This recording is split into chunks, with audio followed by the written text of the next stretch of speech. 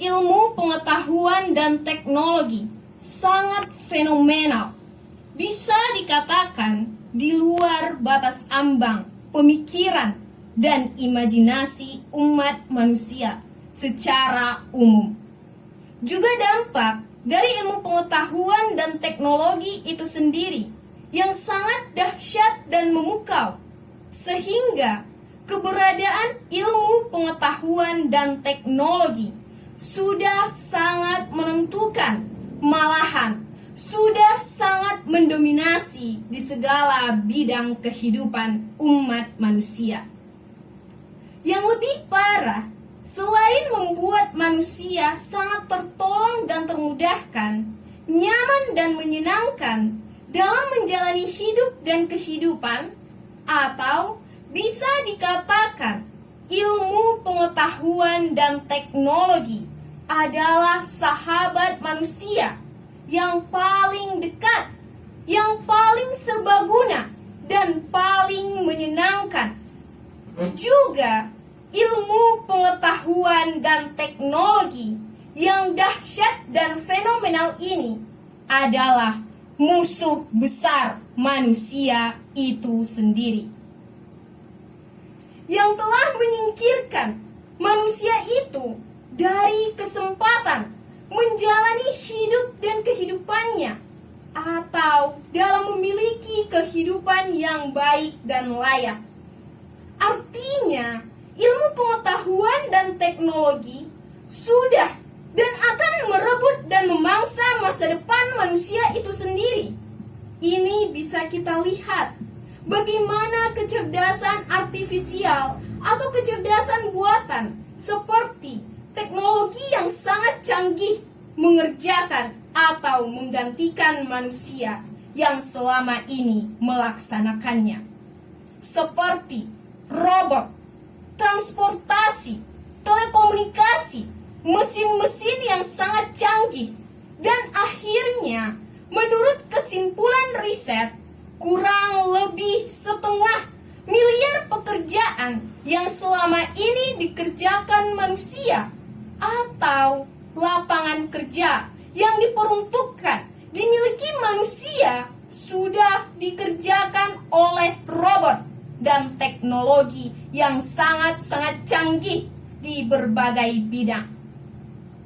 Disinilah manusia tersingkirkan dari kehidupan.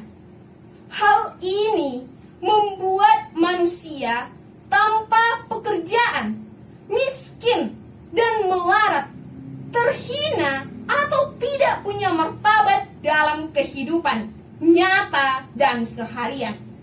Sekali lagi, inilah realitas hari ini akibat ilmu dan teknologi yang sangat-sangat canggih dan sangat-sangat fenomenal.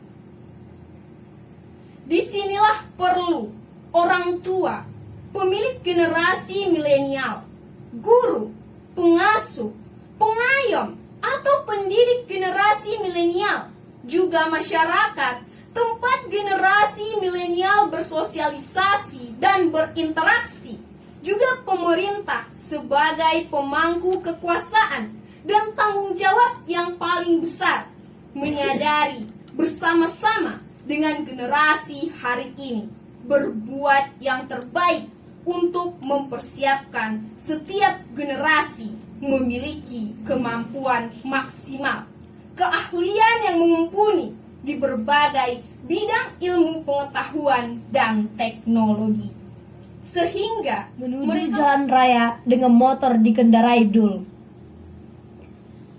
Tidak jauh dari ujung gang di jalan raya, ketika mereka melintas malam itu, mereka akan menghadiri sebuah rapat dengan beberapa aktivis dengan tokoh politik yang akan ikut pilkada. Di persimpangan dalam suasana agak macet, berdirilah seorang penjajah seks senior antar provinsi, mencari peluang untuk menyeberang. Wajah Dul bersitatap dengan aktivis seks senior tersebut. Wanita tersebut dengan wajah berseri-seri dan nampak raut di wajahnya ingin disapa dan menyapa. Setelah motor melewati tepat di depan wanita itu, dengan wajah ramah dan berseri, Dul mohon pamit seraya berkata, "Kami lewat dulu ya." Wanita senior itu menjawab dengan bersemangat, "Iya." Sementara Don, yang duduk di belakang, diam dan membuang wajahnya ke samping. Entah apa di benaknya ketika melihat wanita itu berdiri di tengah jalan dan disapa. Saling menyapa antara Dul dan wanita senior tersebut sudah terbiasa dikala mereka bertemu, meskipun jarang bertemu. Juga dengan kolega wanita yang satu profesi, yang juga makelar dan koordinator transseksual lintas provinsi dan juga lintas negara, seorang waria. Kedua orang ini selalu disapa Dul ketika bertemu. Meskipun setiap bertemu, mereka selalu memalingkan wajah dan menunduk sebagai alasan untuk menghindar untuk disapa. Tapi Dul tidak lelah dan bosan, selalu menyapa mereka setiap bertemu. Don adalah sahabat Dul. Meskipun masih mau sholat, sangat gemar main judi dan pernah ditangkap polisi dan masuk penjara karena main judi. Kegemaran Don main judi sejak SD sampai saat ini. Persahabatan mereka sudah sejak Don masih kelas 1 sanawiyah dan Dul ketika itu sudah mahasiswa. Dul memilih menjadi aktivis lintas sektoral, aktivis agama, pendidikan, sosial, dan politik.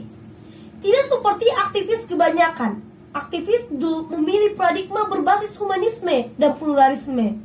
Meskipun dia termasuk penganut agama Islam Puritan dan konservatif. Dia mengawali perjalanan aktivisnya dari remaja masjid yang banyak menghabiskan waktunya di masjid sebagai cleaning service, azan, khatib, dan guru mengaji. Dia juga banyak mendirikan pendidikan baca tulis Al-Quran dengan sahabat-sahabatnya. Dia pernah menjadi salah satu pemimpin organisasi Islam yang sangat berpengaruh di tingkat provinsi.